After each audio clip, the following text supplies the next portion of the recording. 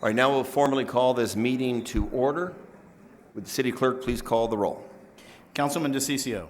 Councilman Gates. Here. Councilman Nowakowski. Councilwoman Pastor. Councilman Valenzuela. Councilman Waring. Here. Councilwoman Williams. Vice Mayor Gallego. Here. Mayor Stanton. Here, we have an interpreter, Ms. Marquez, with us today. Would you please introduce yourself to the audience? Mi nombre es Leticia Márquez. Si necesita asistencia o traducción al español, por favor, véame. Gracias. Thank you very much. Next portion of our meeting concerns citizen comments. Citizens have up to 3 minutes to provide comments on whatever subject they'd like before this city council. We'll do 15 minutes of that now. If there were not completed at that time, we will have additional citizens' comments at the end of today's meeting. Our first speaker for citizen comments is Mr. Kim Baker. Mr. Baker, are you here? Yes, sir.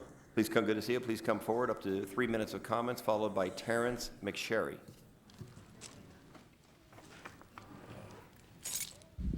Thank you, Mayor, Council. It's much better reasoning to stand here. Thank you all for working with and let's moving forward, getting our issues resolved.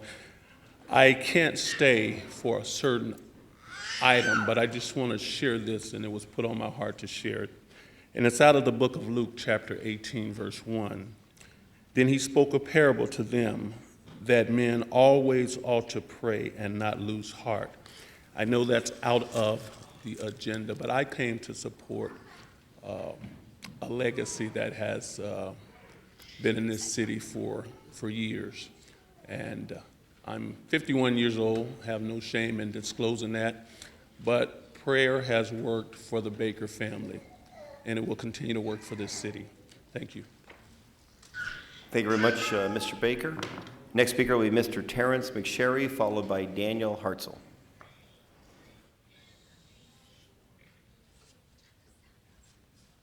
My name is Terrence McSherry. I've been a resident of Phoenix for 40 years.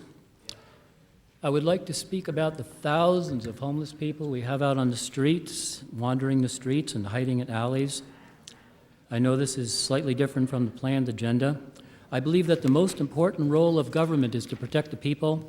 The most important money expenditure for any city is to protect the people, yet we have thousands of homeless out on the street. And it can happen to anyone at any time. Most people have no idea where to go or where to begin if it does happen to them.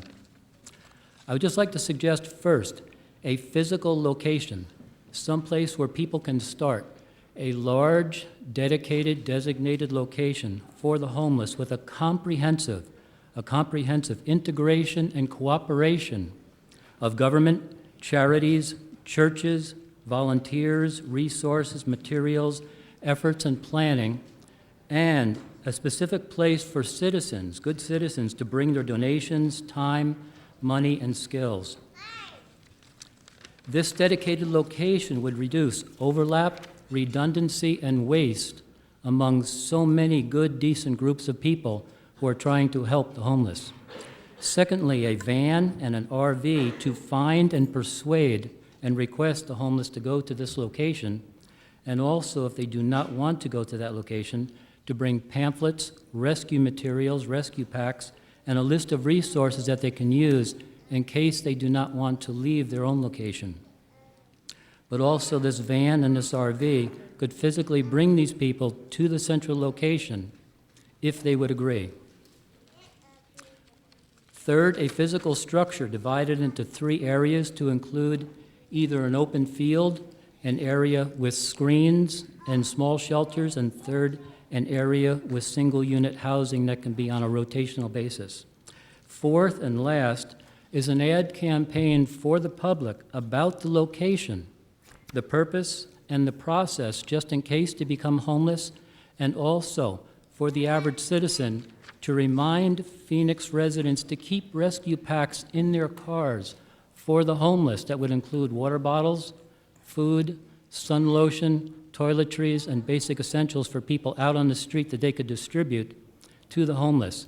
People should be reminded through the ad campaign that this is something they could do on a daily basis.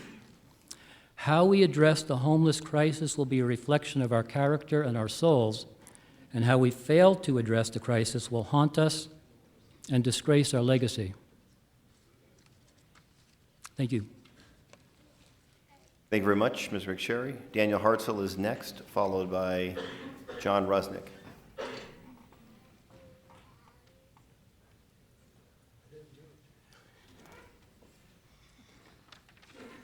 Hello, Mayor Greg Stanton. I've been doing some things as far as accomplishing in society. One briefly with ABC News in regards to the let's use proper language and bring society back to a better cause. Let's not say yeah, let's say yes. Children are not kids that are billy goats flying all over the place. They're children, adolescents, teenagers. Police officers are not cops, they're constable on patrol, they're police officers in the United States.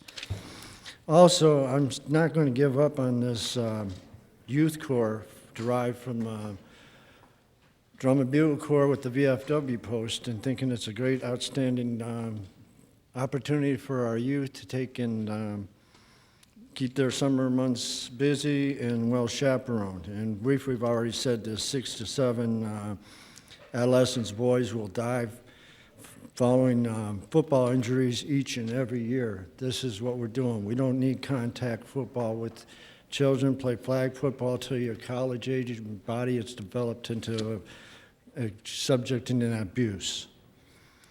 And currently, I've already spoken with the city people in numerous towns in the last 6 months with you, Mr. Greg Stanton, in regards to addressing the Arizona's University in having the devil stricken from its books. Have we done something on that in regards? I can't respond to you during, this That's is a what I non-agendized thought. item. That's what I thought. So I was just over at the county clerk's office, and I proposed that lady to take, or anybody else, to take up the stand and file a petition to have the Arizona University eliminate that demoralization of the devil. Daddy, daddy, when I grow up, I want to be a devil. That is wrong. That's sinful. And we need somebody to stand up for us. We obviously don't. Thank you very much, Think about Mr. that re-election. Thank you, Mr. Hartzell. Mr. John Rusnick is next, and I think we'll have enough time for Ms. Barker afterwards before we begin the regular agenda. Mr. Rusnick, good to see you. Okay, this is a letter I received from Sandra Hoffman. It says, dust trophy, a smooth layer of crushed rock or gravel similar to 1/4 of an inch, no longer than 3/4 of an inch, maintained to a depth of 2 inches. And the zoning ordinance, dust-proof surface, it says a smooth layer of crushed rock no smaller than 1/4, no larger than 3/4 of an inch, maintained to a depth of 2 inches. What happens, the guy next door, he used 1/2 crushed river rock. And it is about 1.25 inches long. Now it says, in order for interlocking to happen, the rock must be laid to a depth of 1 to 1.5 inches. Any deeper, the surface is too uneven vertically to lock into place horizontally. That's the name of the game right there. Thank you. Thank you very much, Mr. Rusnick. Ms. Barker? Yeah, good afternoon, Mayor and Council. Diane Barker. I'm in District 7, and I wanted to share some news from going to some other governments, the Board of Supervisors today, and also MAG. And of course, at the Board of Supervisors, there's a little bit of a chat, and I think they're going to bring it back as agenda item in regards to the voting yesterday. What I took at waiting in line on Election Day, I always vote on Election Day. I was pleased people were out, only to find in the afternoon the people that were way around the building is because they weren't moving in line. And I've asked the board, and I believe they're going to bring it on an agenda item of other people, to definitely get the bugs out. And this, people were still voting at midnight. Fortunately, they said they didn't turn anybody away knowingly then, but people gave up. And that shouldn't be, and it should be that anybody of economic status, or whether you choose to have a car or don't, because if you didn't have a car to race off to another place to vote and be in line like then, you gave up. And that's not right. So we need to save Election Day. We need to have it open and honest, okay? And the other thing is, I'm so happy I got to be one of 24 people on Monday to get the pin for 50 times of Meet Me Downtown. And John from Fit Phoenix, the city of Phoenix, has made that such a success. There are apparently 13,000 people that have joined in. It's been just a year. What we do is, it doesn't matter the weather. It doesn't matter holiday. What do? We get out. And we come downtown and we walk to Hens Park. There's sometimes a little band, and then we come back and we have free raffle tickets or Diamondback tickets, Symphony. We welcome all of you. It's great. It's right now, it's beautiful, and Keep Phoenix Beautiful is supposed to go down there. And finally, I'm asking you put on an agenda item that we really discuss transportation here, and we look to see the city's going to have to pay $60,000 to be repaid, $60 million to be repaid. They've already done this in 2017 to the light rail. Okay, I'm an advocate for transit, but there are ways that this light rail is carrying people, but when we start all these legs out to all these other places that are planned, there were more people on the 19 bus when I came from the fairgrounds the other night riding than there were on the new light rail. It's pretty desolate around there, okay? Come on, folks. We need to do this right, because the city made an agreement with this nonprofit, Valley Metro Rail, that when the operating money doesn't come in, they have to go in the general fund, and the city's already behind $37 million or so in the budget. Thank you, Ms. Barker. I have no other cards for citizen comments. We'll move now on to the remainder of the agenda. Would the city clerk please read the 24-hour paragraph? The titles of the following ordinance and resolution numbers on the agenda were available to the public at least 24 hours prior to this council meeting, and therefore may be read by title or agenda item only. Ordinances number G6139 through G6142, S42372 through 42410, and resolutions number 21413 through 21415. Thank you very much. Now we'll move on to approval of meeting minutes. Vice Mayor Gallego, did you have a chance to review the meeting minutes from January 20th, 2016?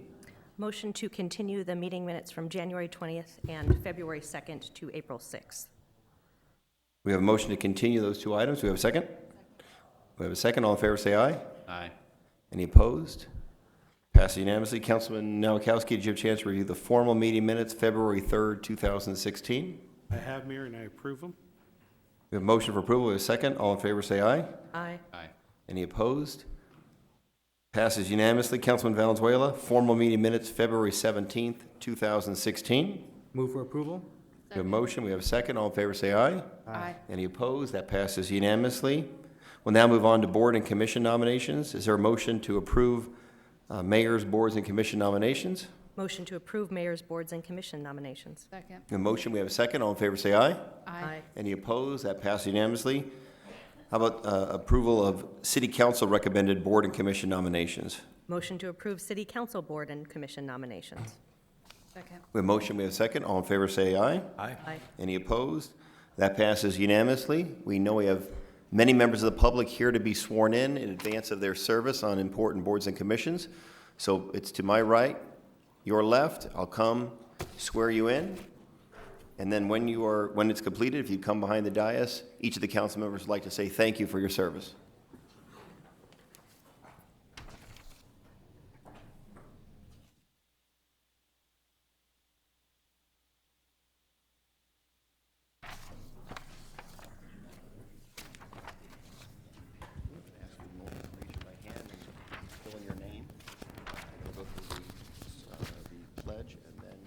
Towards the end, you have to fill in the blank for your particular board and commission.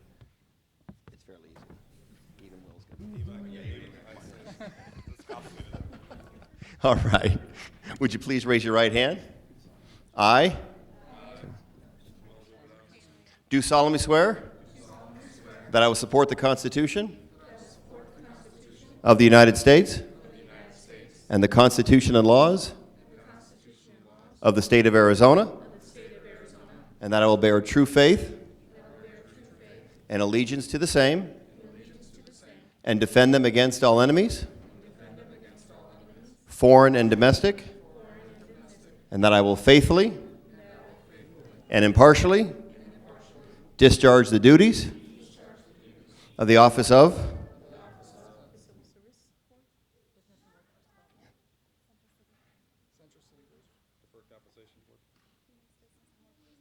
Thank you. According to the best of my ability, so help me God. You're official. Thanks for your service in advance. Thanks, Donna, very much. Just go behind her and shake her hand. Good to see you. Thanks, Anita. You don't wear a tie off, you look good.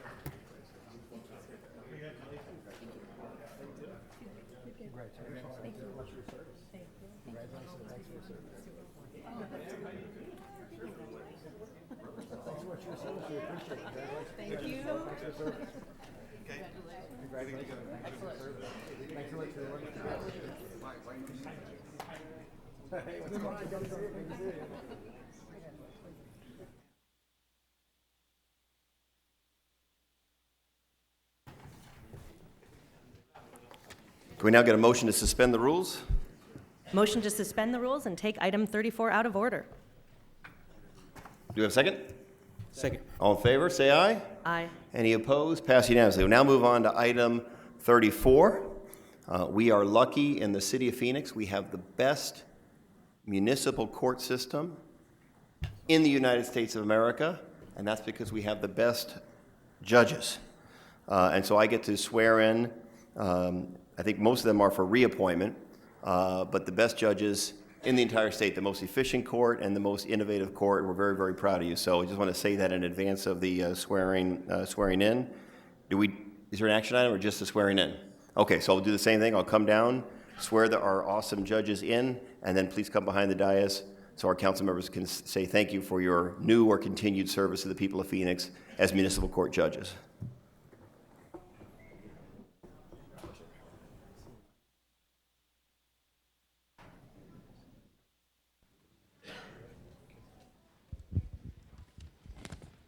You all look good in black. All right, please raise your right hand. I do solemnly swear that I will support the Constitution of the United States and the Constitution and laws of the state of Arizona, and that I will bear true faith and allegiance to the same and defend them against all enemies, foreign and domestic, and that I will faithfully and impartially discharge the duties of the office of, according to the best of my ability, so help me God. Thank you for your service. We really appreciate it. Thanks so much.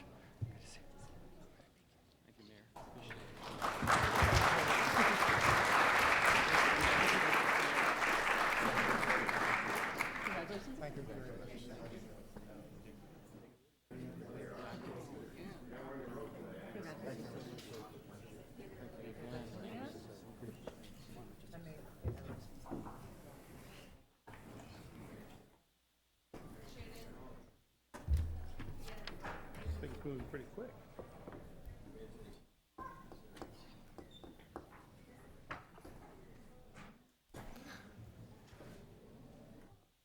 All right, now as appropriate, let's move on to booze, liquor licenses. Motion to approve items 1 through 33, except for item 1, which has been withdrawn at this state. All right, we have a motion, an omnibus motion on the liquor licenses, noting that item number 1 has been withdrawn. Do we have a second? We have a series of cards, all in favor of the motion, so I will not take those cards. All in favor say aye. Aye. Any opposed? Those items pass unanimously. We're now on to ordinances, resolutions, new business, and planning and zoning. Do we have, are we ready with an omnibus motion? Vice Mayor. Motion to approve items 34 through 94, except the following. Items 35G, 36AA, 38, 39, 42, 46, 58, 68, 70, and 81. Item 71 has been withdrawn. Item 70 is as corrected, and excluding these items for public comment.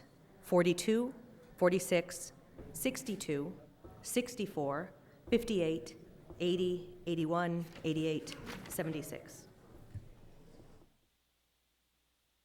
All right, we have a motion. Do we have a second? Second. All right, motion and a second. Just to be clear, it took the former vice mayor 6 months to get that smooth. That was very good. Good omnibus. All right. Any comments by members of the council? Roll call. Is that Waring? DeCiccio. Yes. Gates. Yes. I apologize. Mr. Blue Crawley, did you have a card on a particular item? We held those out. We're held out. We held them out. We held them out. Okay, I'm sorry. Roll call again. I apologize. Gates.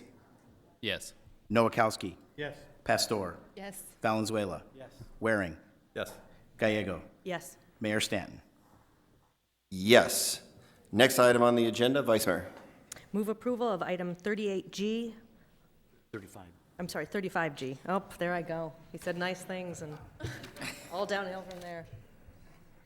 All right, so we have a motion in favor of 35G. Do we have a second? Second? We have a second. Are there any comments on 35G? Roll call. DeCiccio. Nope. Gates. Yes. Noakowski. Yes. Pastor. Yes. Valenzuela. Yes. Waring. No.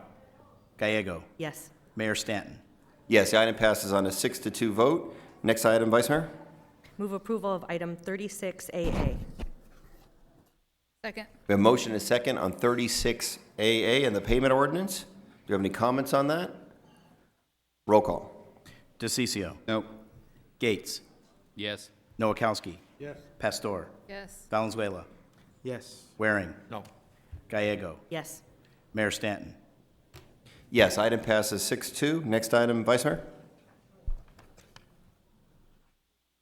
38. Public hearing? Okay, so 38, I apologize. So 38 is a public hearing with no action on the proposed 40th Street and Roy Rogers Road annexation. Whose district is this in? Mine. I think we already voted on that. Thank you, Ms. Rogers. I think 37 was covered in the omnibus motion. Did you wish to provide testimony on 37, Ms. Rogers? Okay, we're on 38 then. So 38 is in District 2? Okay, so we're going to hold the public hearing. The public hearing on 38 is now open. Are there any cards on item 38? We have one card from the applicant, Brendan Ray, not wishing to speak. Is anyone else here in the audience wishing to speak on item number 38, a proposed annexation in the area of 40th Street and Roy Rogers Road? Going once, going twice. The public hearing is now closed. This is not an action for today, so that's all the business we have on item number 38. Next item, Vice Mayor. Move approval of item 39, audiovisual services for city meetings.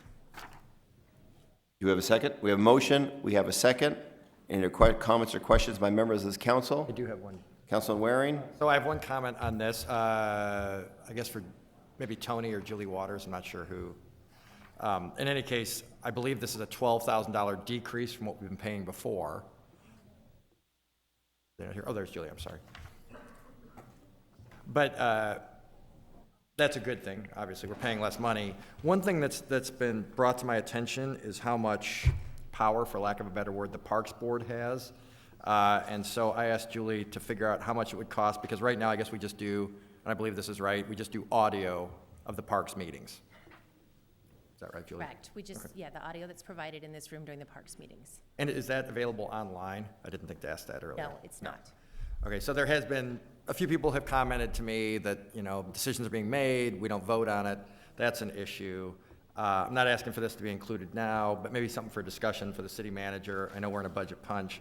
So Julie was good enough to work out how much it would cost to videotape and put online, right, both of those things, the Parks and Recreation Board meetings. It looks like it's about $374 by rounding a month. Yes, Mayor and Councilmember Waring, we did an average of about 2 hours for a meeting, correct? So if it's just something we could consider maybe in the future, or if there's a way to work that in. Because the decisions have been made there, then people come to us, and they can't see the tapes of the meetings, they only get the audio, that's just a different animal. So if that's something that we consider in the future, I just want to make that point. All right, Councilman Warren, thank you for that comment. I think it's a great point. Ironically, in light of the unique independence of the Parks Board, I don't know if it's something we could impose upon them, or that would be a Parks Board decision. It's probably a question for legal counsel for an upcoming E-session.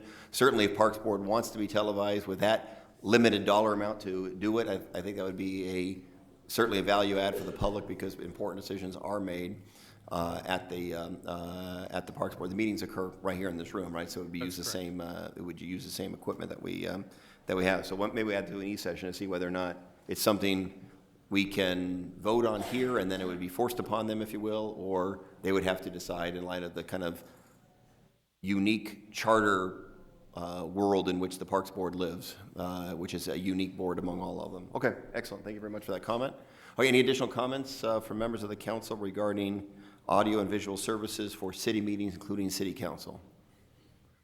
Okay, roll call. DeCiccio. Yes. Gates. Yes. Noakowski. Yes. Pastor. Yes. Valenzuela. Yes. Waring. Yes. Gallego. Yes. Mayor Stanton. Yes. Next item, Vice Mayor. Item 42, which is Gila River Indian Community Gaming Grants. This is an exciting item with more than $3.5 million being invested in our community. It includes $300,000 for our fire department for thermal imaging cameras to help them see through dense smoke. And we saw yesterday how important it is to have a well-equipped fire department. Thank you to the more than 150 firefighters who are working in my district at a very large fire and who work every day.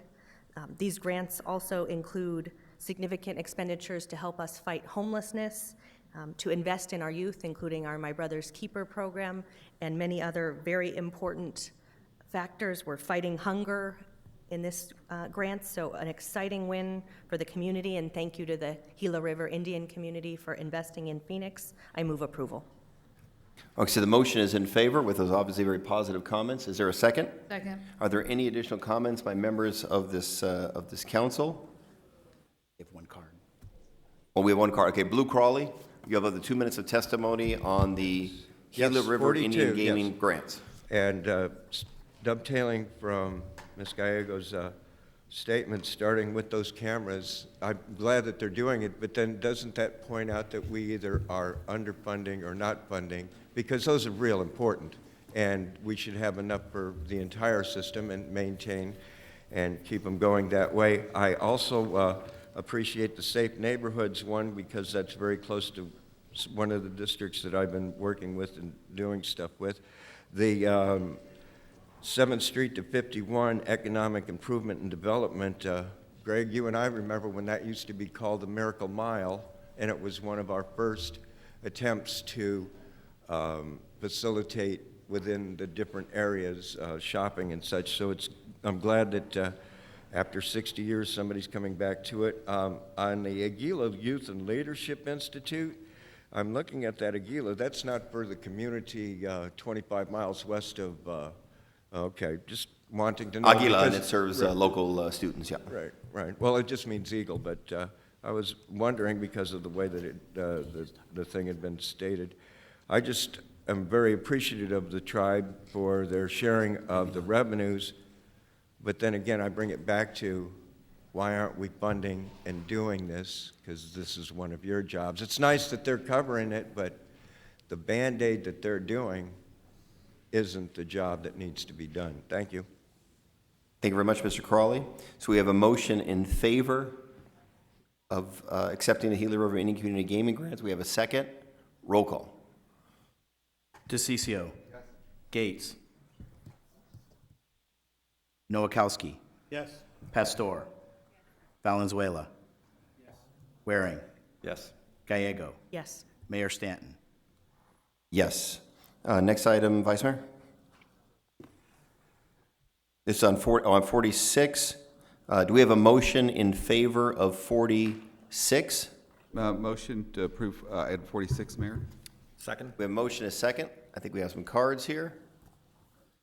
Mayor, if I could, for those that may be supportive of it, we could probably just make this really simple, and it depends if they want to still testify or not.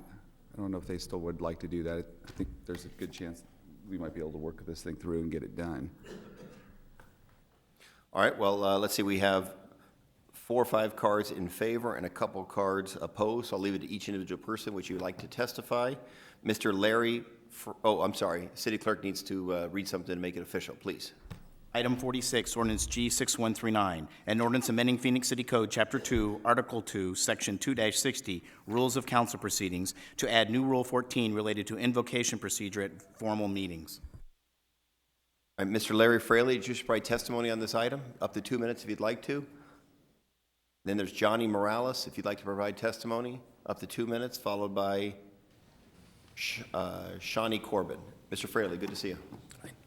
My name is Larry Fraley. I'm one of the lead pastors at Christ Church of the Valley here in Phoenix. We've got about 6 campuses. We're about 40,000 people call CCV their home. I come today just asking that you please vote in favor of reinstating prayer at the beginning of City Council. Thank you very much, Mr. Fraley. How about Johnny Morales? Did you provide testimony? Good to see you. And then Shawnee Corbin, and then we'll follow it by Blue Crawley.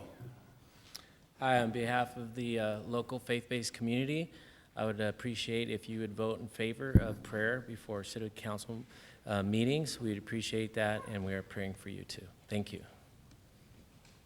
Thank you so much. Shawnee Corbin, please. Ms. Corbin. Yes, thank you, Mayor Stanton, City Councilmen, City Councilwomen. I'm honored to stand before you, and I thank you for this opportunity to speak today regarding the ordinance. I want to thank you so much for all the hard work that went into the ordinance and all of the legal ramifications that have been explored that we might be able to achieve and keep religious liberty in our city, as it is the capital city, that we may be able to continue to invoke the blessing of God over this city through our city council. As I've said before, you are gatekeepers to the city. This is not the time for us to pull prayer back from our city. With all that's going on in the world, with the terror attacks, we don't know where they'll be, when they'll be, but we know we need God. We do not want God out of our government. Even as the schools many years ago, prayer was pulled, and now children are bringing guns to school, and people are dying. There is a lot of wisdom in the scriptures which says that there is a way that seems right unto a man, but the end thereof is death. And so sometimes it may seem right or politically correct to follow a certain avenue, but God's counsel will stand if we allow him to continue to be invoked over our city. Thank you so much. Thank you very much, Ms. Corbin. Mr. Blue Crawley, do you wish to provide testimony on this item? And I'm totally opposed. Now, what you did is a solution to a problem that you felt, and I'm not going to say, Sal, that when I've discussed things with them, and you being a contrarian, that some have felt you were the devil incarnate and that you didn't want somebody praising you. But what it actually is that prayer is not a part of your job at all. It took me 14 years to get through 12 years of education in this valley, and I did 7 in parochial and 7 in public. So I kind of know the difference between the state and religion. And when I see what you're trying to do, I go right exactly to what the mayor and Kate have said, the constitutionality of this. Well, you're saying, well, we're going to have the chaplains who are specific to our religious convictions and sensitivities, and we'll make sure they do that. And I like the fallback that the mayor can go to that 2 minutes of silence, which, as I stated, if you're praying, yelling out in public and making sure everybody else is hearing you, does what? Because when you're talking to God, that's coming from your heart, and that's him, her, it, or whatever. I love that the lady kept on saying he. I was waiting for her to say Jesus.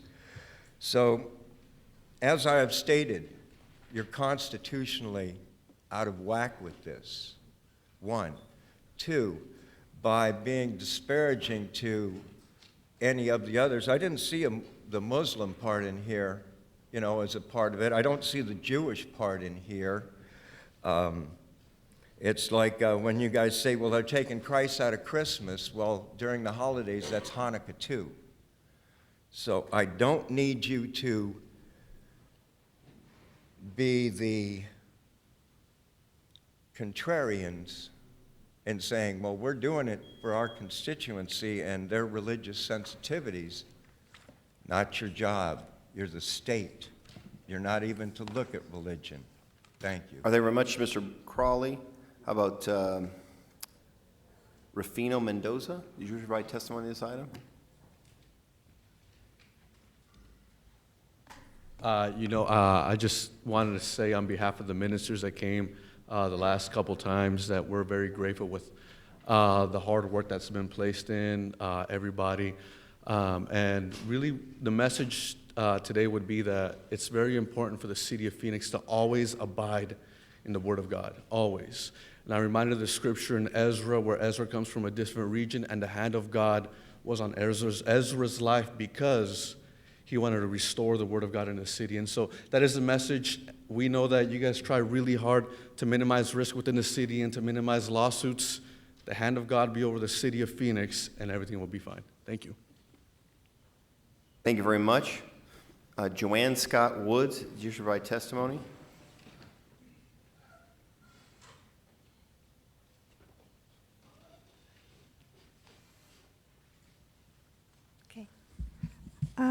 Okay, I'm Joanne Scott Woods. I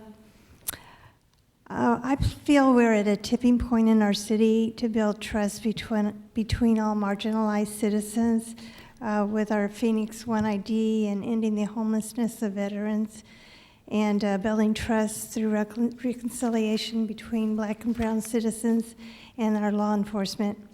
Most of us share this common will for peace and justice to prevail. That is why I'm in favor of the moment of silence or the silent minute for peace as an alternative to prayer. Our city has two infrastructures that need our attention, the economic and the psychological. The expansion of our light rail is an example of how the first is occurring, and the concept of inclusiveness, the second. Inclusiveness girds the foundation of peace as we seek as citizens of a diverse democracy. Let us exercise courageous empathy and adopt the moment of silence or the silent minute as a means of uniting us at the beginning of each meeting, laying the foundation for peace and trust. Thank you. Thank you very much, Ms. Woods. Bonnie Lloyd, did you provide testimony on this item?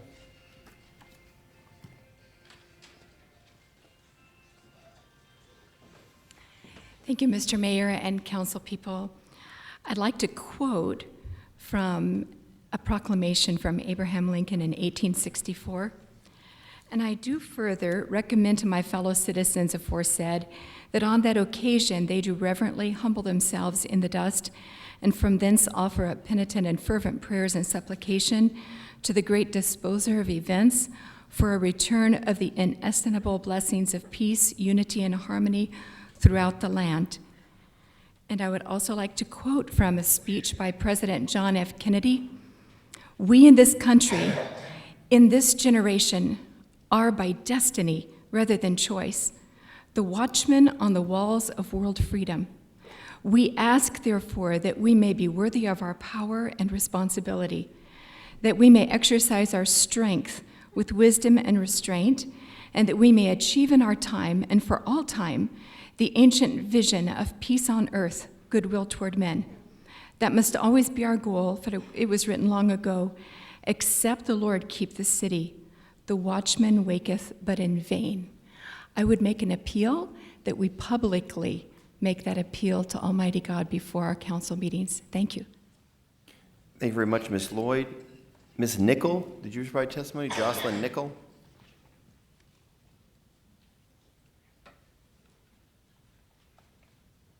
Oh, here she comes, okay.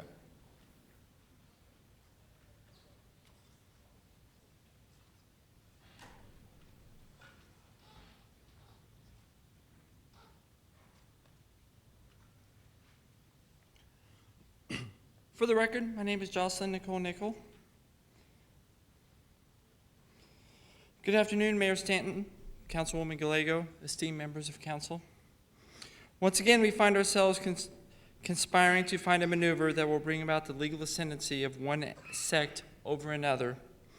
That will bring it is an invocation so sacred that it may use untold city resources to preserve something born of fearful minds in darkened times. No, it is not. This proposed new ordinance that will skirt religious freedom by only allowing certain people of certain evangelical faiths to preach in these hallowed chambers is a farce at best, and at worst, legalized discrimination. We have been made aware of where certain members of council stand on issues of equality recently.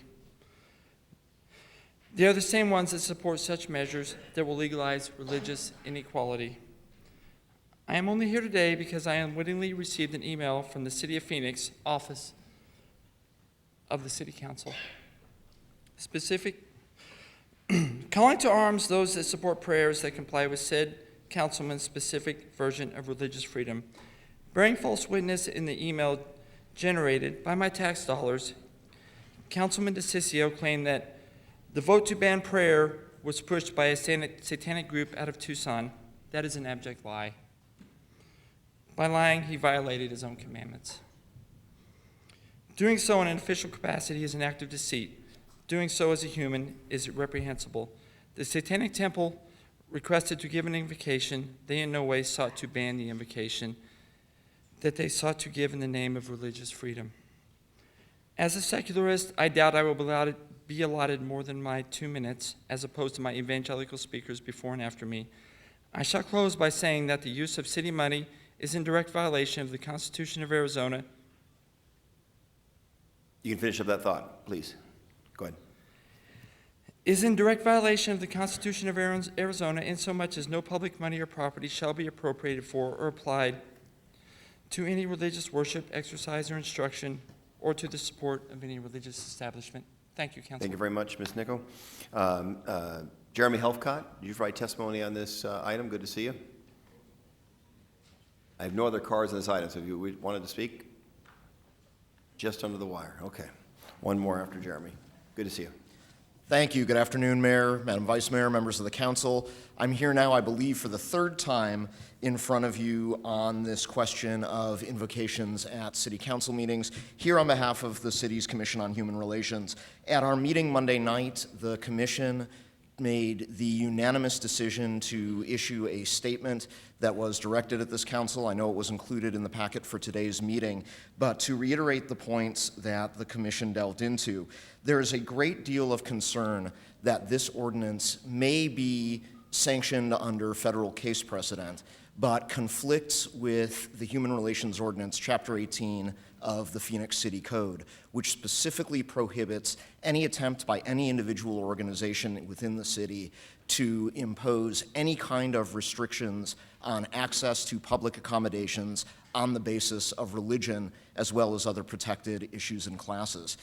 The concern here is that it was made clear from the beginning of this process that its entirety was based on trying to keep or prevent a specific group from delivering an invocation before this council. Our concern is that any move in that direction is not only a violation of law, but a violation of the spirit and philosophy of this city, which has worked so hard to be inclusive.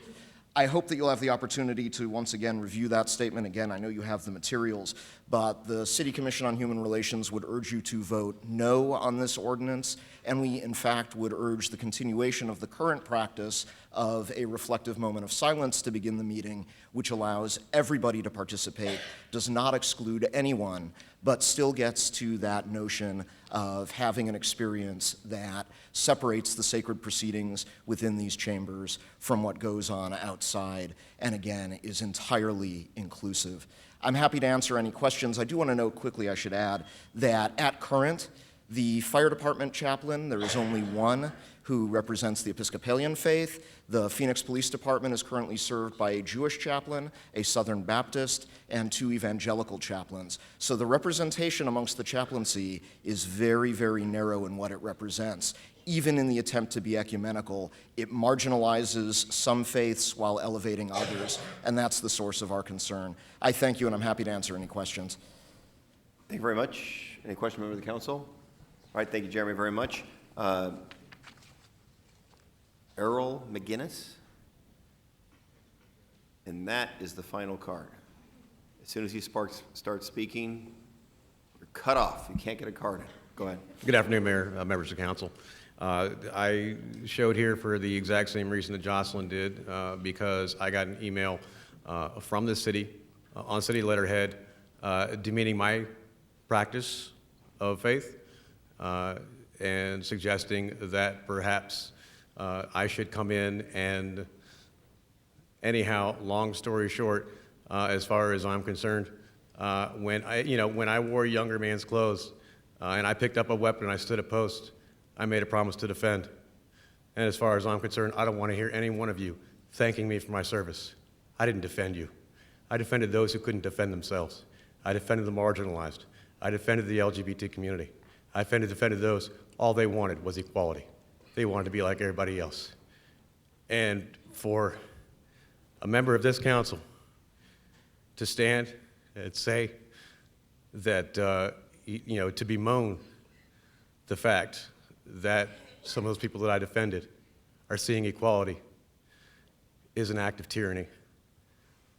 The fact that he did it in the face of the God that he purports to worship is an act, forgive me. The fact that he did it is an act of heresy.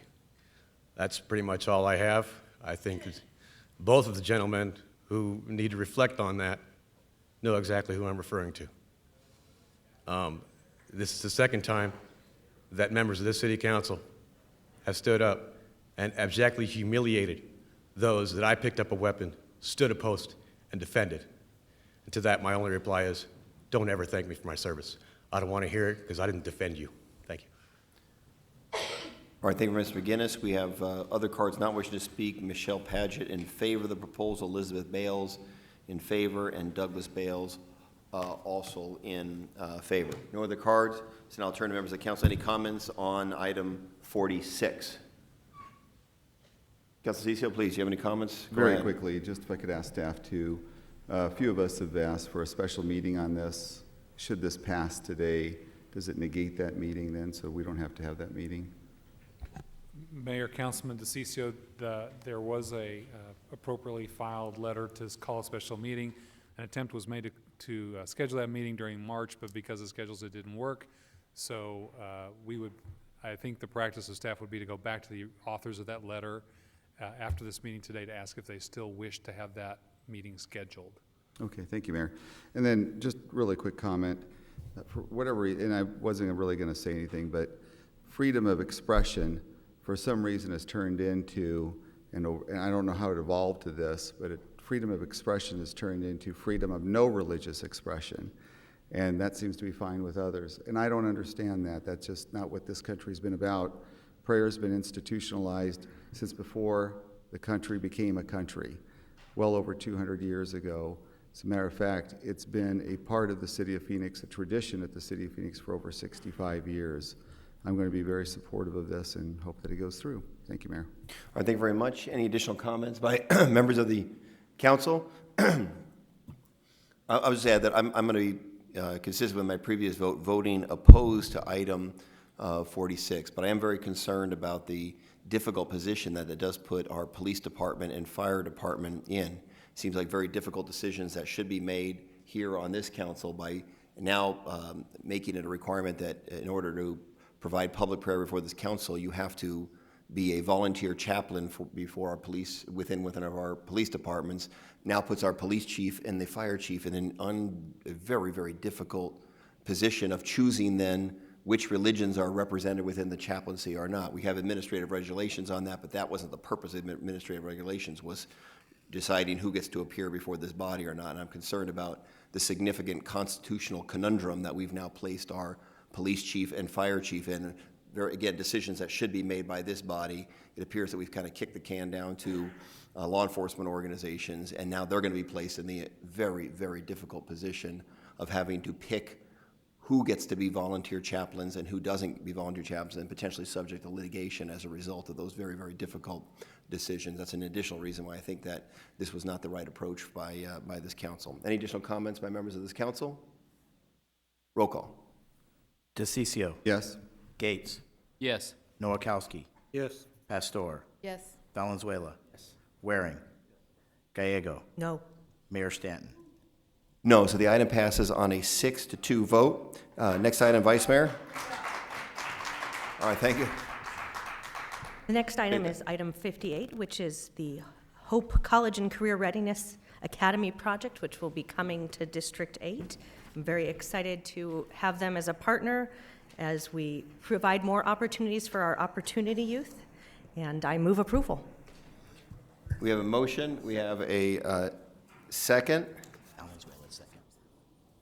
I have a conflict. Councilman Pastor has a potential conflict and will not be voting on the item, but she supports education. But that's not, I did not see Mr. Don Covey. You did not put in a card. I don't care. I want you to come up to this podium and explain what we're doing with Hope College and Career Readiness Academy, because it's one of the coolest things we're going to be doing in the city of Phoenix. And so Don Covey, of course, is the elected leader of MCESA, Maricopa County Educational Services Agency, and he has been as strong a leader as anyone in this community as it relates to disconnected youth or so-called opportunity youth. So I will not allow you not to take that microphone and take a minute to brag on what we're about to vote on here at the city. Plus, we're on TV, Don, so come on. Thank you, Mr. Mayor. But I can't do this without bragging on you, because it was a article in the Arizona Republic front page in August of 2013 that brought tremendous fame to the city of Phoenix. Out of 25 major cities in America, as determined by Measures of America of New York City, New York, Phoenix was -- with the highest number of disconnected youth. And when I had a conversation with the mayor, he says that is not totally unacceptable. And good news is that we are not #1. We've dropped down to 5th position. That's because of your leadership, Mr. Mayor. We're getting better. And I like that. So one of the things we discovered is that nationally, disconnected youth is 1 in 7 across the United States. In the metropolitan area of Phoenix, it's 1 in 5. The area that's focused where this school is proposed to go in South Phoenix in collaboration with Maricopa Community College School District, Community College District, they see this as a great opportunity, so they've allowed this school to be built on their property with a 35-year lease with 10 additional increments of 10 years, 35, 45, 55, 65 years, because they believe that South Phoenix, that the disconnected youth represents about 1 in 3. So that's really tough. Anyway, it's been a lot of great work as a result of this. We now have a county-wide Youth Opportunity Board. One of your council people served as one of those chairpersons to make that happen, and it's really unbelievably successful, and I think we're looking forward to getting young people between the ages of 16 and 24 back in the workforce by having a high school diploma that prepares them for a specific job when they graduate, also enables them to go to the community college on site at South Mountain Community College for additional 2 years. If they choose to go to a 4-year university, they'll be well prepared to do that. So it's with great pleasure, Mr. Mayor and members of the council, that a proposal was given to the Phoenix IDA to consider this as a landmark and actually, I think, a lighthouse school in terms of one that calls the big picture schools. It's a non-traditional approach for a non-traditional population. 16 to 24-year-olds is a challenge. So the traditional system doesn't work per se, but it does make a profound impact on this population. In the geographical area of South Phoenix, in terms of a promise zone, and our data shows there's approximately 5,500 youth. Our aspiration is to get at least 400 the first year, get 800, and then hopefully by that time have other opportunities throughout the valley. So it's really to the credit of the mayor's work with the mayor's roundtable, who gives us tremendous data and information provided by WestEd. So we're not absolutely no problem finding the data to support the positions which this takes. So, is that good enough, Mayor? I can go More to- than good enough. And we should make, the councilman you're referring to was Councilman Pastor is taking a super strong leadership role as one of the regional heads of the Opportunity Youth Task Force. So there was nothing there. There was no infrastructure for disconnected youth. And with your leadership and some other people about to speak, we're really creating that infrastructure. And I guess we went from 1 to 5, which actually is good. We want to be low on that scale. We're heading the right direction. And this school is going to be awesome. I can't wait. So thank you for your leadership, Don Covey. How about Thank you, Deborah Mayor. Duvall? In favor of the item, Superintendent Duvall? Good to see you. Thank you.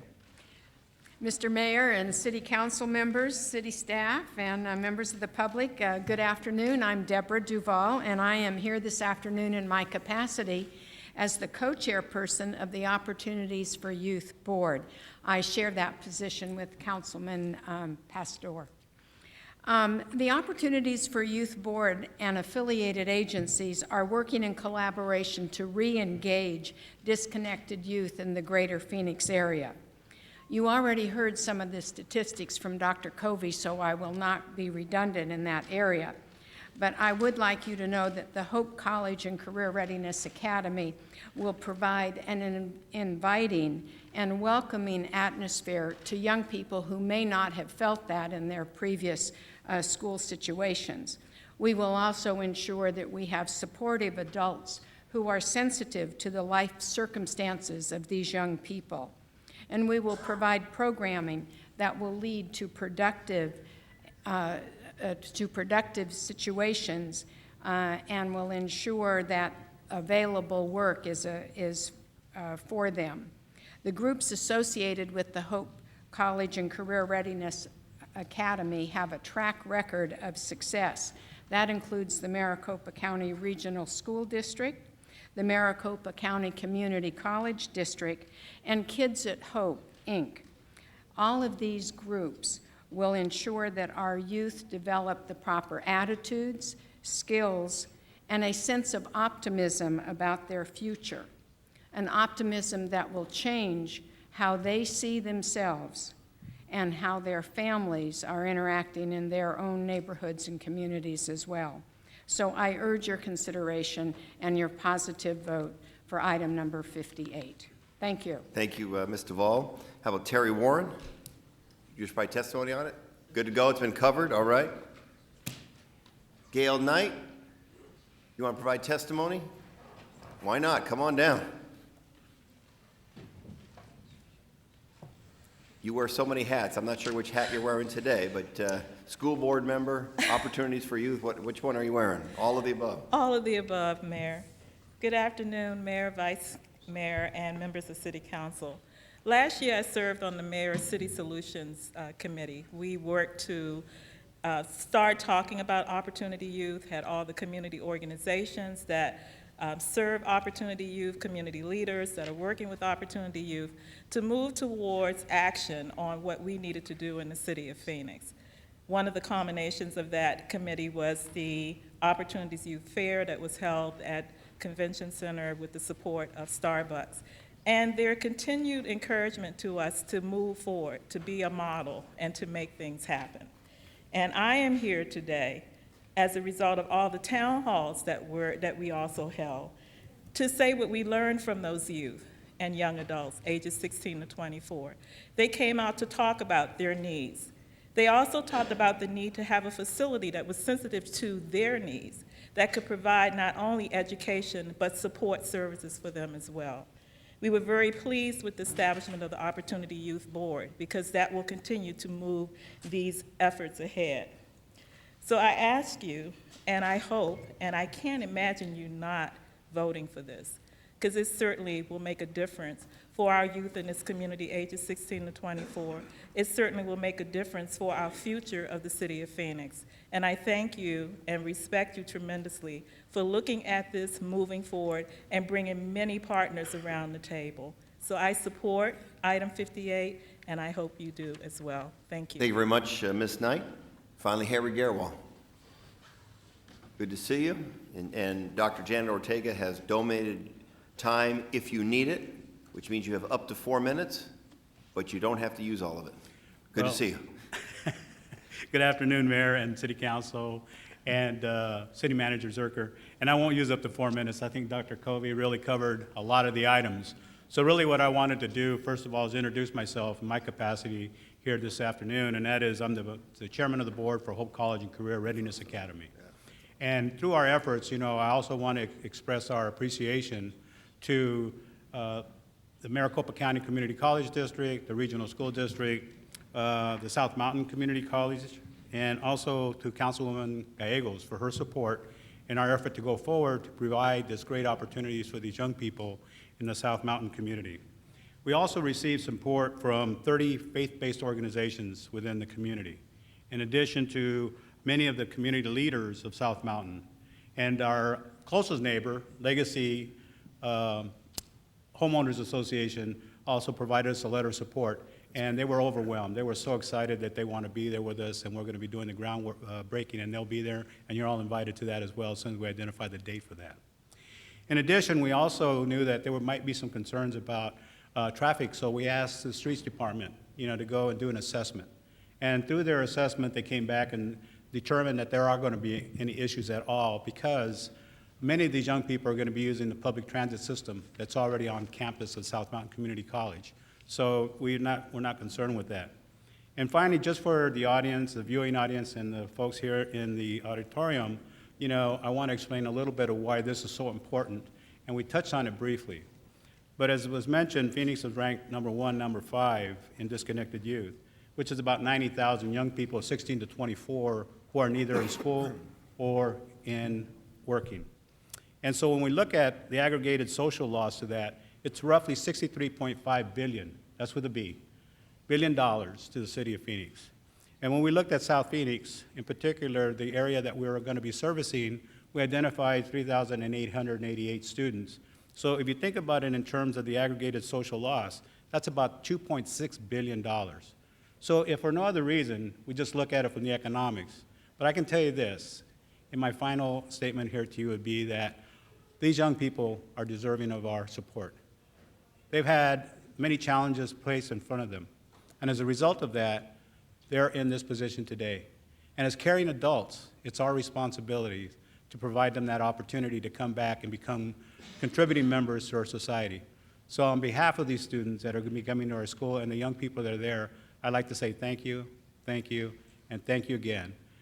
Councilwoman Gallegos, Mayor, members of the council, and all those that are going to be supporting us through this process. So again, thank you very much. All right, thank you very much, Chairman Garwal. That's all the cards I have on item 58. I'll now turn over members of the council. Anyone would like to comment on this proposed IDA investment in the Hope College and Career Readiness Academy? All right, roll call. DeCiccio. Gates. Yes. Nowakowski. Yes. Valenzuela. Yes. Waring. Gallego. Yes. Mayor Stanton. Yes, the item passes 7-0. We'll see you at the groundbreaking. That's super exciting. Thanks for your leadership. All right, next item, Vice Mayor. Item number 62, $9 million grant application for our fire department. I believe we have move approval. We have a motion. Do we have a second? Second. Greta Rogers, do you wish to provide testimony on item number 62?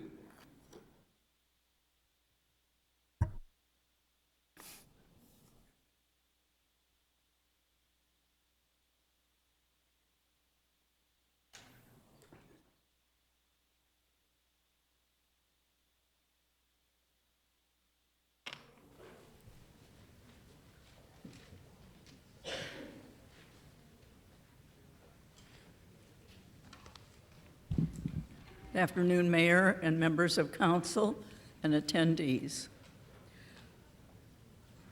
The reason I'm wanted to speak on this is because it's very general.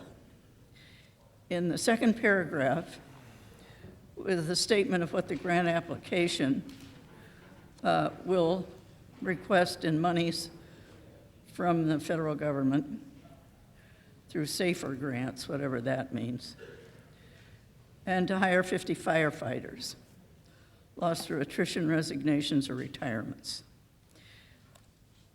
I have had discussions over the past many years with both police chiefs and fire chiefs. And it is my understanding in discussions with those knowledgeable people that from time of application and acceptance of an application of an applicant to go to the academy, and then the post-training period, call it intern if you want to, it's what they call it in the medical profession, training in the field with qualified, experienced policemen and/or firefighters takes a minimum of 2 years. So how do you present this as a program that is going to enable the hiring of 50 people over a period of 2 years and have them ready to work in a station independently with the crew in the station and the chief there? This is not realistic. You have some explaining to do. All right, thank you very much, Ms. Rogers. Ms. City Manager, if you want to ask someone to try to give a brief explanation as to what the grant would do. The chief here or somebody else representing Phoenix Fire? I think Chief Seville is here, and Assistant City Manager Dahoney can explain that. Assistant Chief Danny Seville. All right, thank you very much. Mr. Honey, what are we trying to accomplish with this grant?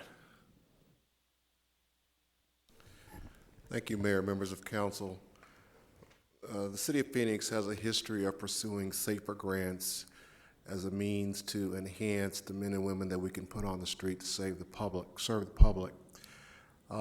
As we are in a hiring mode at present as it relates to the fire department, we have continuously been producing classes going through the academy and ultimately out into the field. This particular grant is one that we have pursued and obtained in the past, and it provides for the funding, all salary costs for 50 people. They will still be hired like anyone else would. They will still go through the same process as anyone else would. And when they are ready to graduate and go out on the street, we would have their salary costs reimbursed. We see this as a positive thing for the city. Chief. Mayor, City Council, to address the question as far as when our firefighter recruits would be ready to hit the street.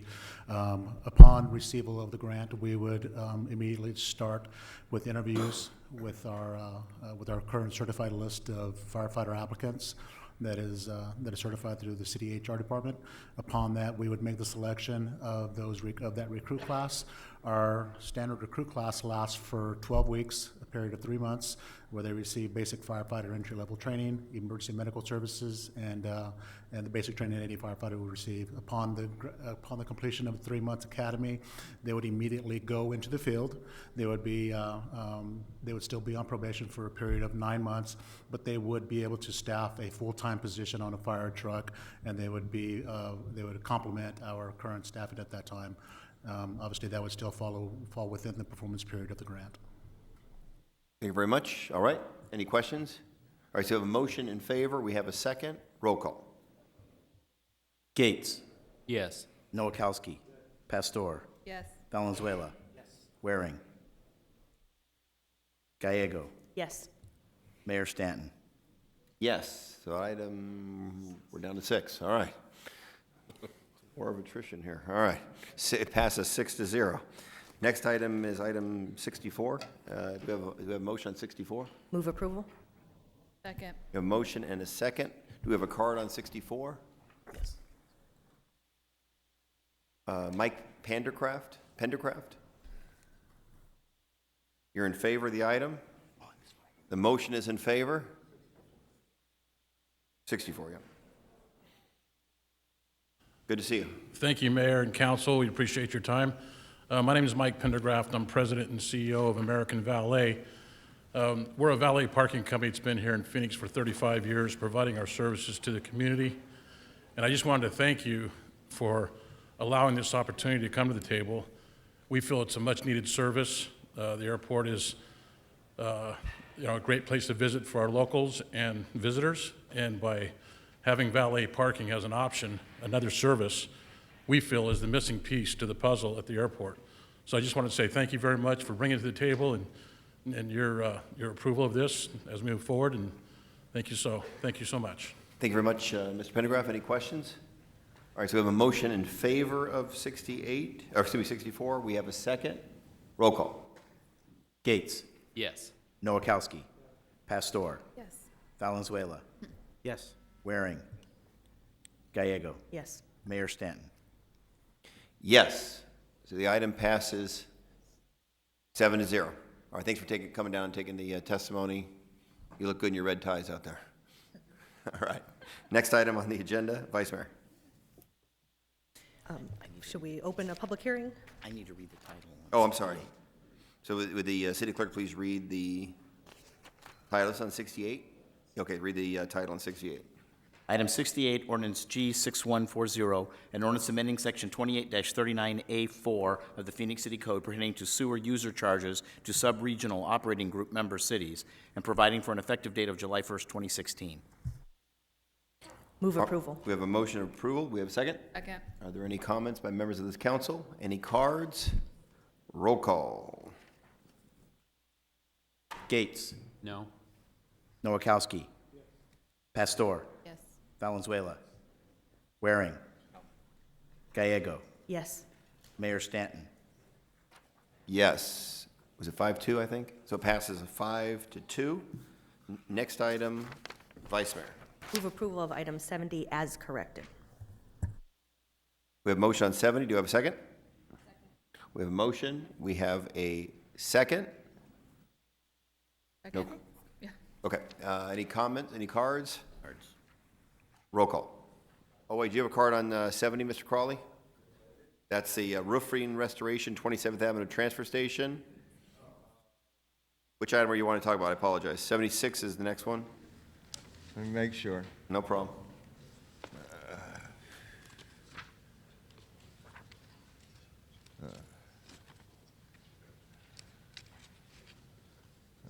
Sorry, that was the next one I'm on. That's all right, no problem. So we have a motion in favor of 70. Stay right there as long as you testify. We have a motion on 70. Or a second. Roll call. Gates. Yes. Nowakowski. Pastor. Yes. Valenzuela. Waring. Gallego. Yes. Mayor Stanton. Yes, so that item passes unanimously. The next item concerns 6-1. 6-1. Oh, I apologize. 6-1. I apologize. Is 76. Is that yours, Mr. Crawley? Yep. All right. Do we have a motion on, does somebody want to make a motion on 76? Move approval. We have a motion. We have a second.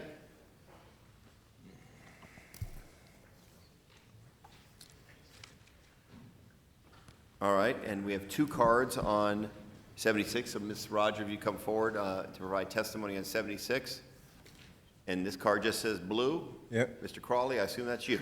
Yep. All right.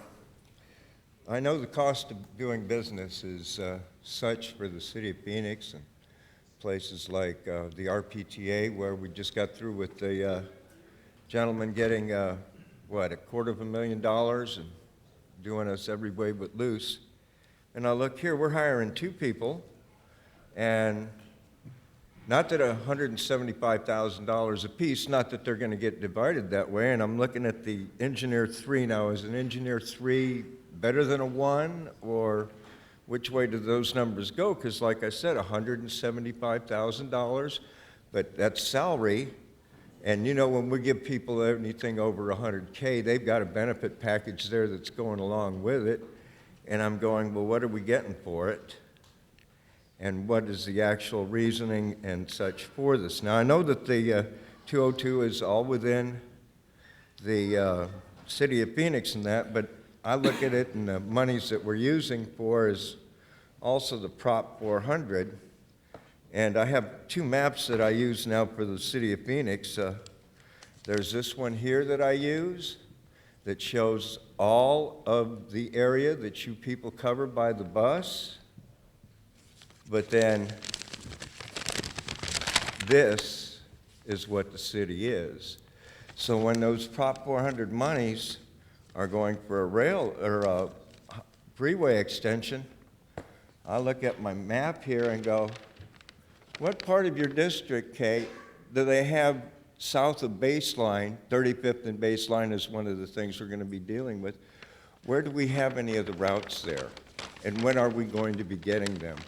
I'm glad that we are hell-bent to put rail and freeways everywhere and such, but I also need, when the program coordinator is doing things, to program it to be multimodal and get the whole equation done. Because after you build it there, are we going to be using any buses on it? Thank you very much, Mr. Cawley, for your testimony. I think the original question was the purpose of the agreement. My understanding is to hire additional staff because there's going to be a lot of workload associated with the construction of the freeway. And we reached agreement that MAG will now be paying the cost of those employees who will facilitate the permitting. Okay. We have a motion in favor of 76. We have a second. Oh, I'm sorry, Ms. Rogers. The floor is yours, up to 2 minutes. Thank you, Mayor, members of council. This proposal was first brought to the Ahwatukee Village Planning Committee in February of 2002. I've been opposed to it since point of beginning. I won't go into the reasons why. This thing, if it is built, is going to be a colossal boondoggle and traffic mess.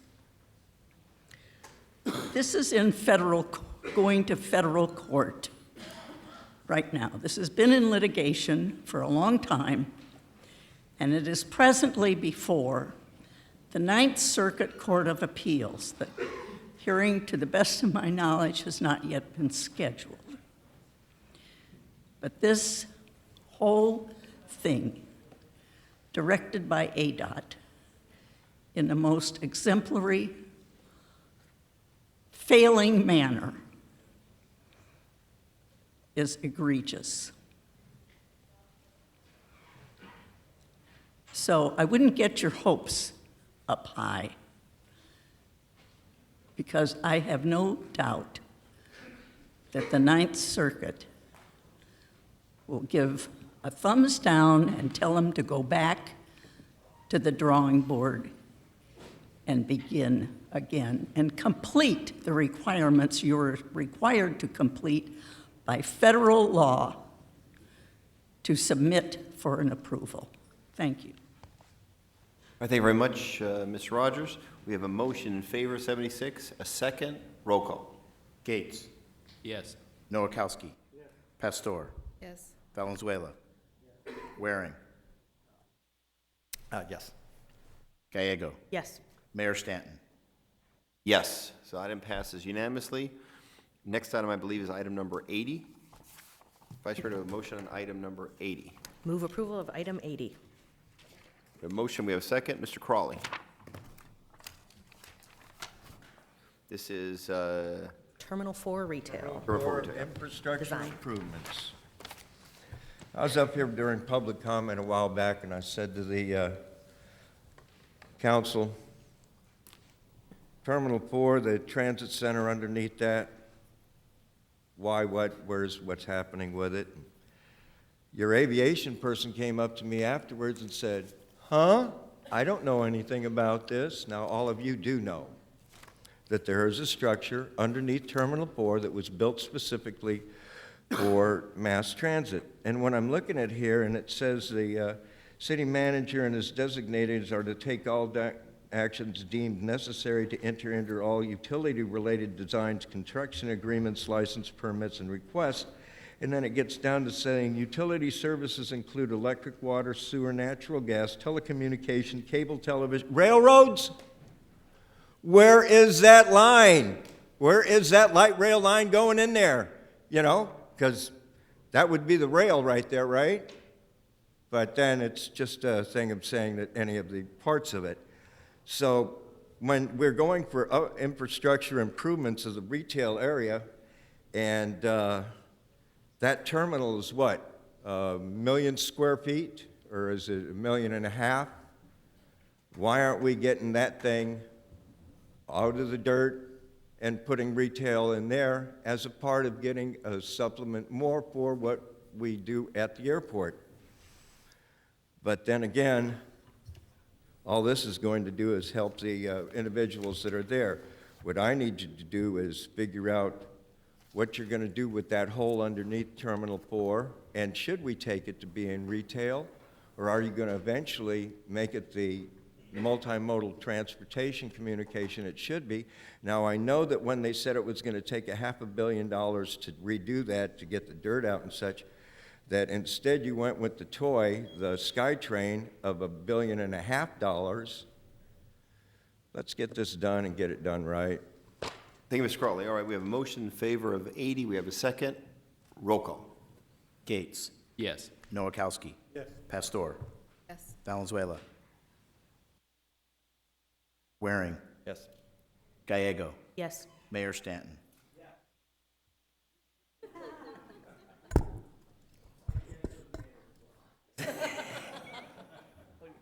Seven.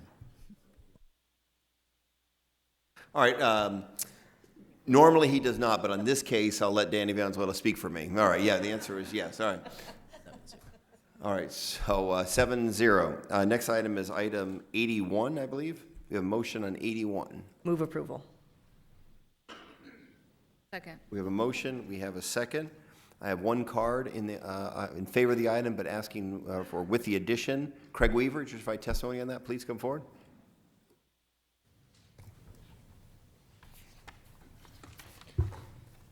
Thank you, Mayor and Council. I'm here today because when I looked at this proposal, I realized that it might need just a small amount of fine-tuning.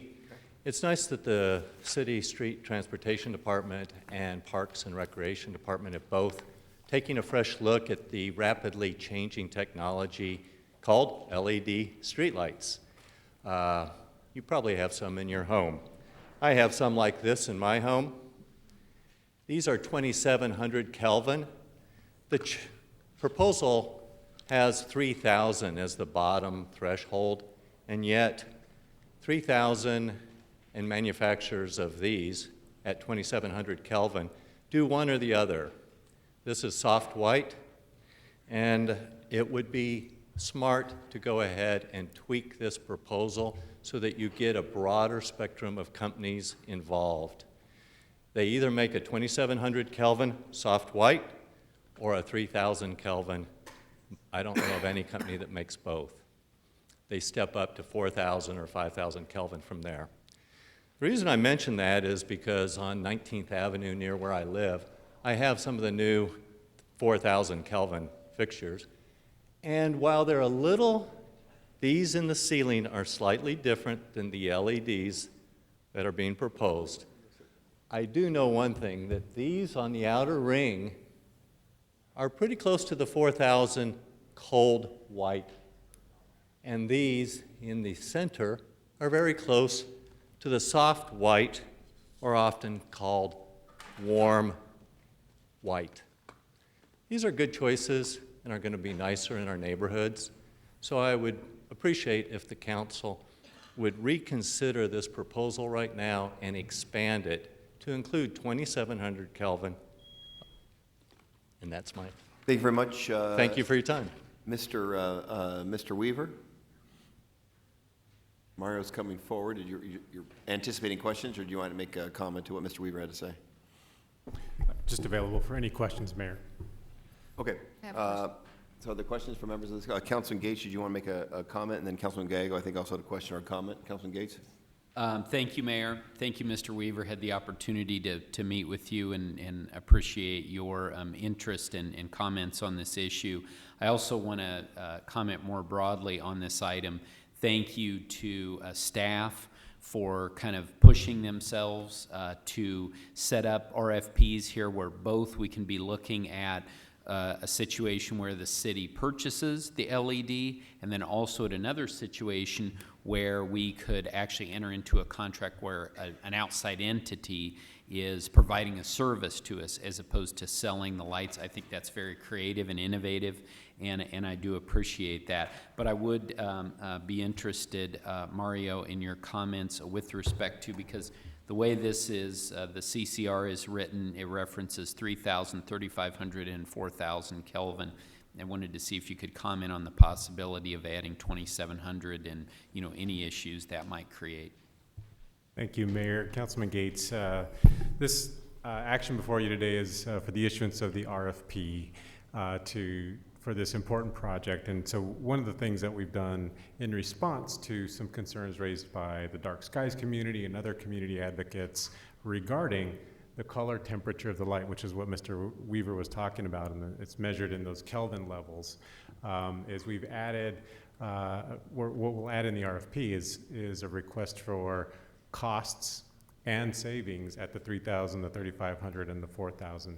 The intent here is to make sure that we are able to provide options to the City Council to provide a lighting solution that really benefits the residents of Phoenix. That's really what the goal here is, to enhance the lighting for the City of Phoenix while at the same time achieving sustainability goals, reducing our energy demands, reducing our energy costs, and reducing our maintenance costs. So all of those goals can be achieved with this important project. With respect to asking and requesting information about 2,700 Kelvin, I think we can definitely do that in the RFP. We can add that to the language to request that in addition to the levels that we're already requesting. So that, I think, is a very reasonable request and something that we can do. Are you asking for a slight amendment then to the motion to add 27? Yeah, I would request that friendly amendment. I'd second I would it. make that friendly amendment. Wonderful. I would like to change the original motion, and so it would be one level, 2,700 or 3,000, because I think the testimony was that the product is either 3,000 or 2,700, so it would be to broaden the lowest category. So I amend my motion, reflect that 2,700 is also an eligible product. So we'll go as low as 2,700, okay. Councilman Gallego, do you have additional comment? Vice Mayor Gallego, do you have Was going additional to ask a comment on a similar strain, so thank you to Councilman Gates for taking care of it. Councilman Waring? I'd like to echo both their comments. I've also met with Mr. Weaver and appreciated his input and would like to see it reflected in what we're doing. Okay. So with the friendly amendment, we'll include that. We have a motion, we have a second. Any additional comments? Councilman Pastor. So I would like to thank the staff, because we have, all of us, and several of my colleagues have questioned and asked these. So I'd like to thank you for looking at this. I think at the 2,700, using the categories that you're using, you'll demonstrate, it'll give us more options to determine what is best for the city and what is best for the neighborhoods. In addition to that, I would want to let the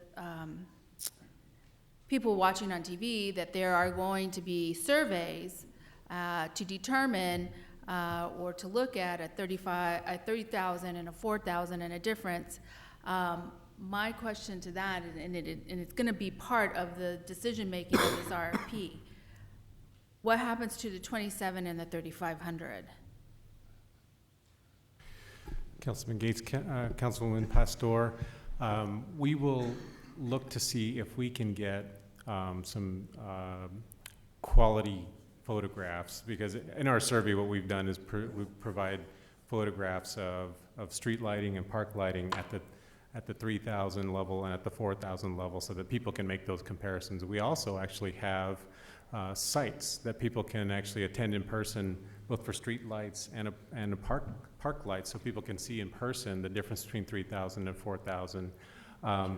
The 2700 level is probably much closer to our current high-pressure sodium lighting with the older technology. So we could include in the survey a reference to that high-pressure sodium lighting, which is a lot closer to that 2700 Kelvin level, if we're not able to get a quality photograph in time of the street lighting so that people can look at that as well. Okay, so I'm a visual person and I'm a touchy person. Those are the senses that I use. So my question is it possible to have a 2700, a 3000, 3500, and a 4000 so that a person like me can go physically and look at it and determine which one I think is what I would prefer versus any other constituent? Councilman Pastor, we will definitely work to see if we can do that. We don't have that in place right now. We don't have the lighting installed with LED at 2700 or 3500. We do have the 3000 and the 4000 available right now. Okay, thank you. Thank you very much. Any additional comments or questions? Roll call. Gates. Yes. Nowakowski. Pastor. Yes. Valenzuela. Waring. Gallego. Yes. Mayor Stanton. Yes. Item passed unanimously. I believe there is no further business for this council. 88. Move approval of item 88. Second. Oh, I'm sorry. Okay. Second. A motion in favor of 88. A second. Mr. Blue Crawley, no. Roll call. Gates. Yes. Nowakowski. Pastor. Yes. Valenzuela. Waring. Gallego. Yes. Mayor Stanton. Yes. So that item passed unanimously. I believe there are no other items or other items. Citizen comment. There's a couple more citizen comments. Greta Rogers, did you provide citizen comments? I guess we did not get a card of 37. You still wanted to address the issues in 37 under the circumstances. I'll accept it. And then Blue Crowley? General. All right.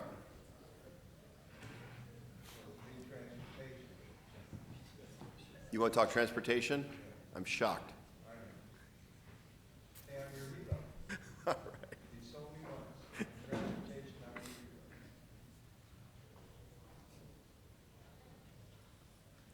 Mayor and Council, this is in reference to item 37, to which I had submitted a card. And that's with regard to extending the contract with Grant Thornton, who has been, for the past several years, by contract, the auditor for the city of Phoenix. I have no objection to Grant Thornton or any other large auditing organization, but I have a suggestion to make, and this is a procedural suggestion. I happen to have, I didn't bring it with me because I didn't know this was going to be on the agenda, I have the audit for the 3PI fund in 1415. And at the bottom of the item, it's signed in typed print, Grant Thornton. Grant Thornton is a business. It isn't a person. No business is a person. Any document signed by an auditor or an accounting firm, as I receive from J.P. Morgan Chase Trust Department, is signed by the person who prepared the document. As in my case, as the trust officer. In this case, Grant Thornton, John Smith, auditor. And where John Smith signs his name, whether it's on the top line or the bottom line, I don't care. But either above or beneath the signature, depending upon which line it appears on, printed in type should be the name of that person. Why? Because most of us carelessly and quickly sign a signature and nobody could read it. So have a signature line for the person who prepared the document and attests it in case of an audit with the name of the signator printed beneath or above as appropriate, and then the name of the firm. Thank you very much. Lou Crawley?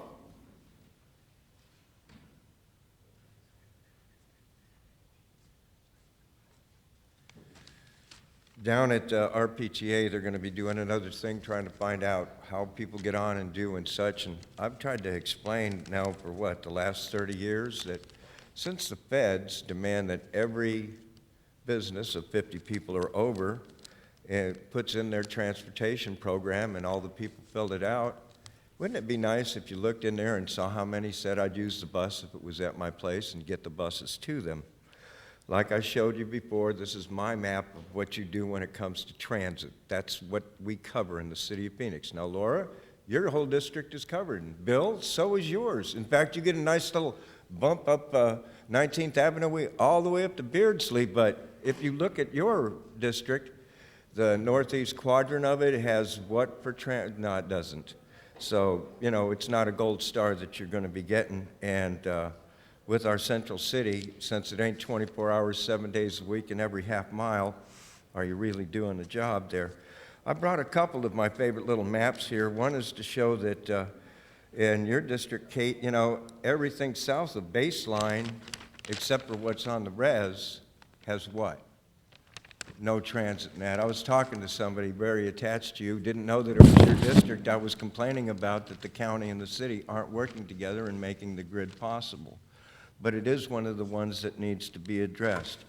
We need to be getting this whole region, this is who pays all the taxes on the mass transit and such, and that's not where we run the bus. That's where we pay for the bus. And when we have things like the Wickenburg connector being taken out because the City of Phoenix Transit Department said, we're wasting too much money there, and that it's state funds and we don't need it. Prop 400 said you were to do rural routes. Connecting the spider web is doing that. Highway 60 is in Maricopa County from where? All the way past Aguila to Gladden. A part of our transit system is that rural route that brings those people into Phoenix to what? Spend their money and pay. And then you can also then, on occasion, you could use that bus to get out Wickenburg Way and enjoy the place. But that's not how we're doing it. You're spending how much for the 202? We're spending how much for the rail, and it's supposed to be 60-40. Until we have buses west of 67th Avenue going north-south, are you doing the job? And on 59th Avenue and on 51st Avenue, your borders, does it come all the way in? Nah, stops on the other side. It doesn't even stop on the other side of the river. 51st stops at Van Buren. Now, there is a route that the Gila River tribe pays for that goes all the way down to Bequiva. Thank you. But is that the city of Phoenix? What we need to do, like I said, is get this transportation 24 hours, 7 days a week. Look at the documentation that you already have and get the job done. Thank you very much, Mr. Crawley. No other business. This meeting is adjourned.